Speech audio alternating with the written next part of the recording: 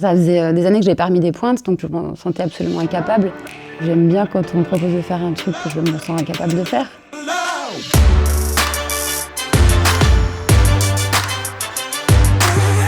Et ben, je m'appelle Ariane Labed et je suis là pour présenter la saison 2 de l'opéra.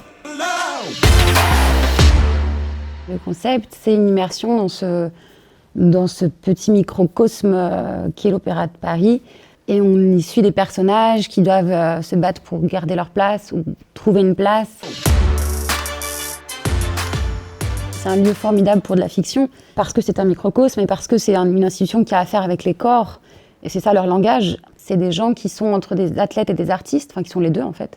Des gens qui doivent s'engager absolument, corps et âme, vraiment. Qui doivent offrir tellement, avec tellement d'amour à leur art que ça les met forcément en danger. Et ça, forcément, ça force l'admiration et la fascination. Et c'est donc un terrain encore plus excitant pour la fiction, je pense.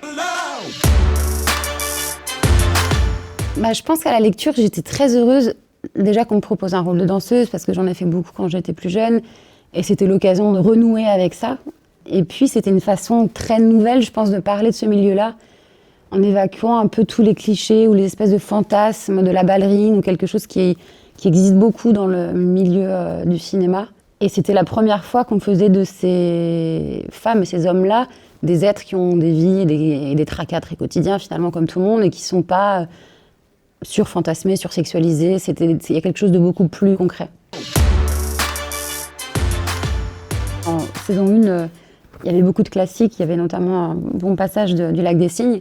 Ça faisait des années que je n'avais pas remis des pointes, donc je me sentais absolument incapable. J'aime bien quand on me propose de faire un truc que je me sens incapable de faire. Ça demande beaucoup, mais c'est une vraie joie de pouvoir dépasser ses limites, ou en tout cas d'essayer de voir jusqu'où on peut aller physiquement. Et ça devient un projet de vie pendant 1 an, et moi j'aime beaucoup ça. C'est quand même une autre expérience et une autre façon d'accompagner le projet, de pouvoir être dans un festival et supporter un bout de notre vie, parce que, encore une fois, c'est un autre temps que celui des longs métrages.